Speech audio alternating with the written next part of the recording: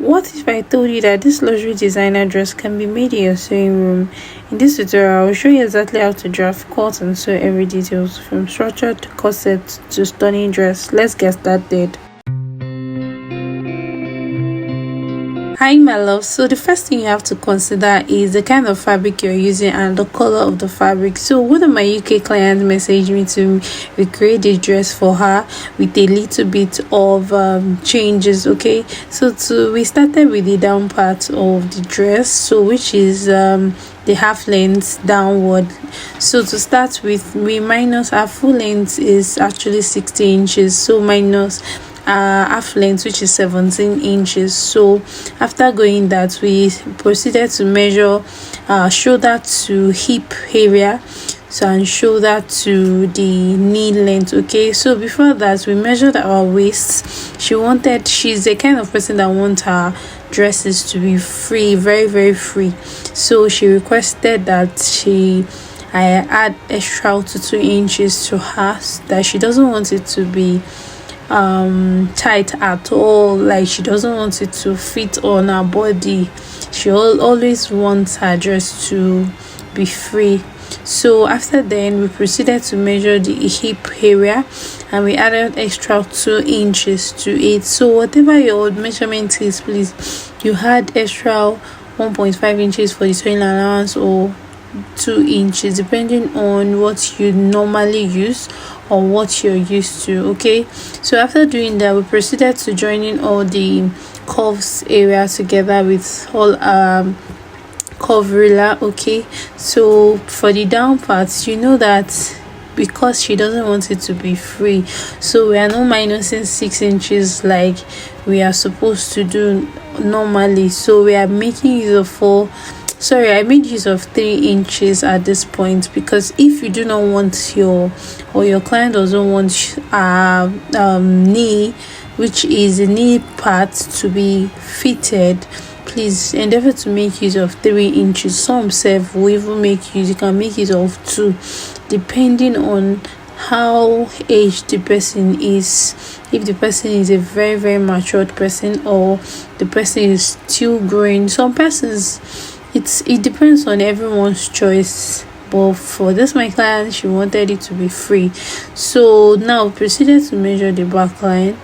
So the back line, we measured the zipper area, which is 1.5. then for the knee length, we measured 1 inch so that it will have that shapy area. So this my clients actually wanted a train, like a what's it called, at the back, I train at the back. So that's why I left about 11 inches at the down part to 12 inches, depending on what works for you, on how your client or how you want your train to be. Okay, so I'm using 11 to 12 inches at this point. So connected it together with what we have for the zipper area and then proceeded to recutting. Okay, so please, I would advise to use what works for you at this point so that you don't have to. But if you're a beginner, please, you can endeavor to use this will actually go well for you. Okay, after doing that, we proceeded to measure my dart measurements and also this kind of dart. You can see the way it look. Okay, so if you want to actually watch this, you can click on this video up here to watch on how to make a straight pattern, a straight skirt pattern that is so easy to make and so beautiful. Okay, so if you want to do that, please do not endeavor to for those that have been asking for my WhatsApp community link, please click on my bio to join my WhatsApp link.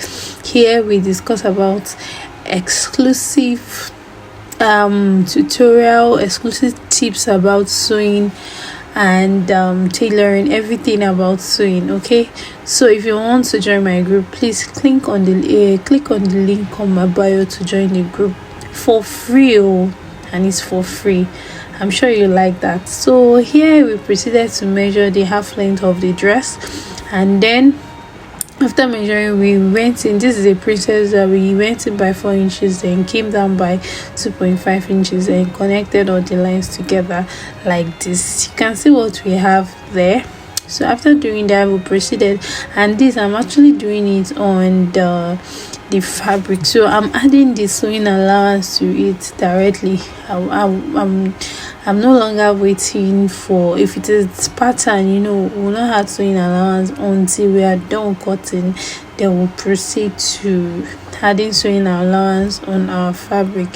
So this is what we did here, and then we measured our normal body measurements, which is the waist, the bust area, and the under bust area. So after doing this, you endeavor to add enough allowance for your sewing, okay, so that you will not have any issue. So after doing that, we proceeded to the cutting, and then just as I said, normally, or the last post I had, the last video, I showed you guys on how to cut the princess dart, so that's why I'm not going in detail. So if you want to do that, please click on this video or click on the video after this to watch that on how to make a proper princess dart, okay, princess bustier.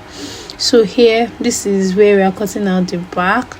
So if you do not understand, please click on that.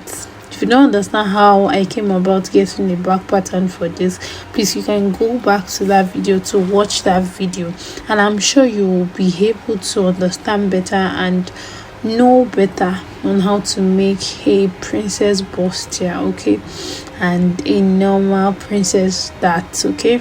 So after doing that, we proceeded to measure 6 inches at the upper side to connect the dart area together. So we proceeded to the cutting, and then we added half an inch. We deducted half an inch on the side, and you can see what it looks like. So after joining, it will actually fit more, and it will not it will not have any excesses at that point, okay. So after proceeding that, we'll proceed. This is our crepe. So most times I use crepe for my laces, reason being that crepes are always reliable, very very reliable.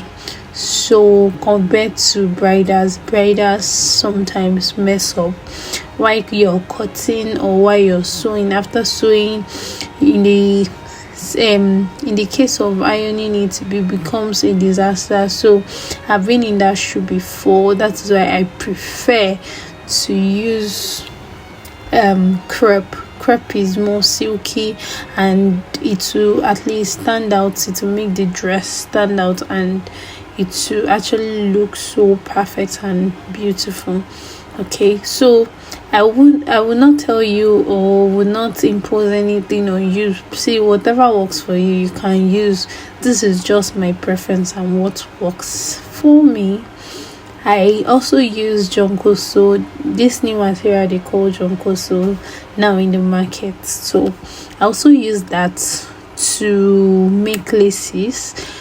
So in case you're wondering what I'm talking about, crepe, I also use Jonkoso. It depends on what I see, but most times I use Jonkoso because it actually has, I don't know how to understand how to explain this to you guys, but it gives one kind of feeling like, I just like it naturally, like it gives a silky and a rich vibes,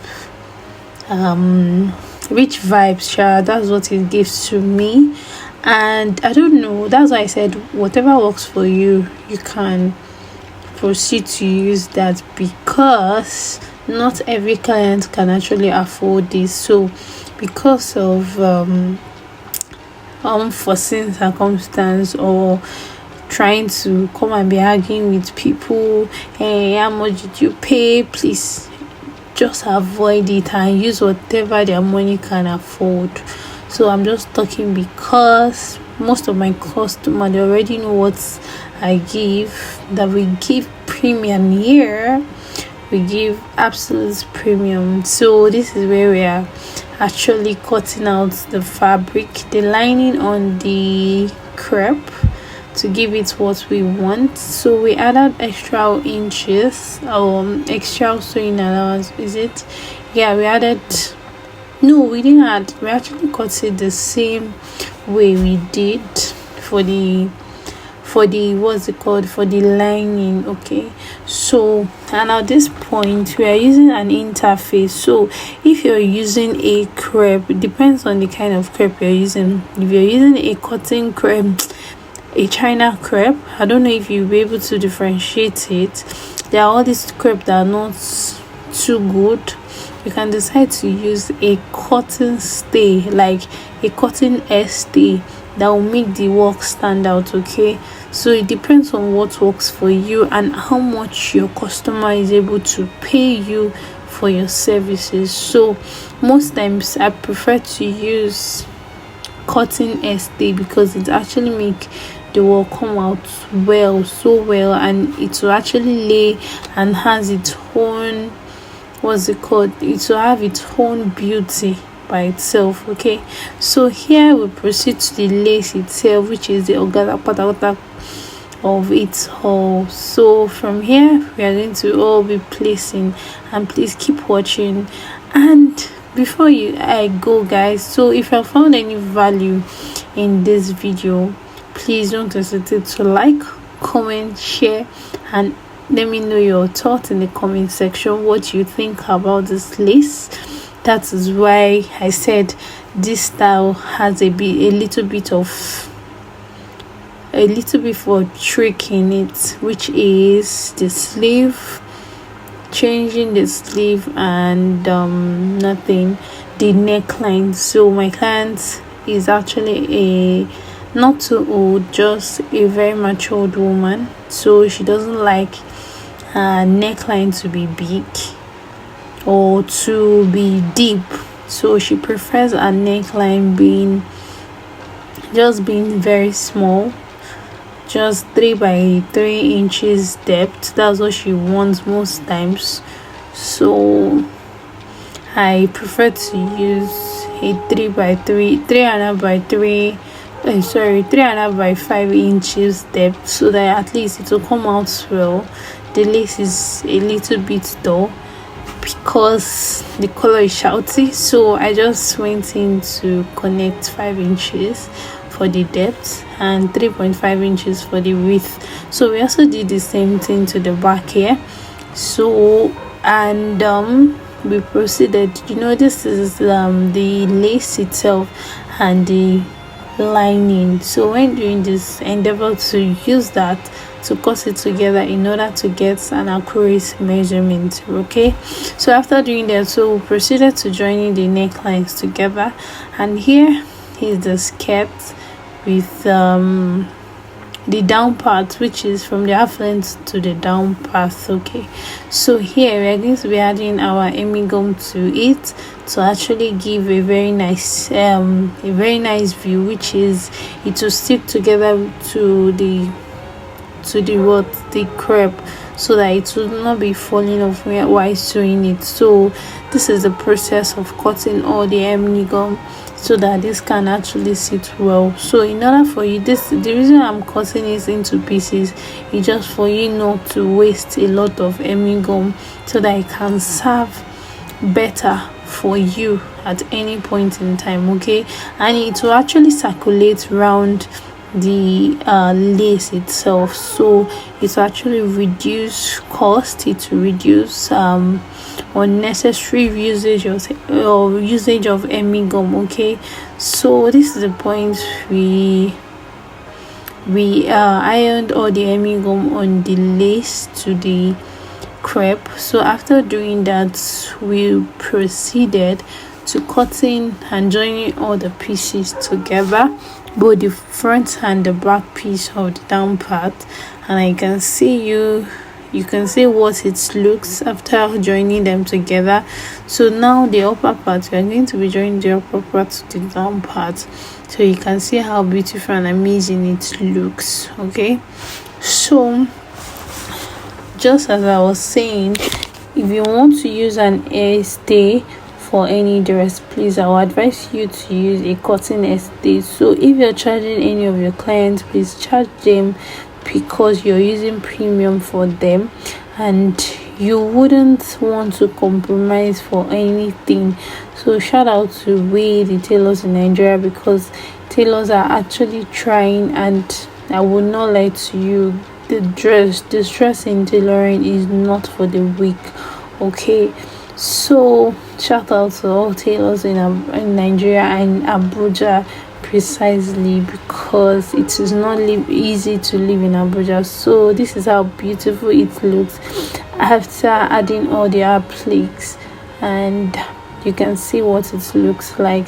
So I hope to see you guys in my next video. Bye.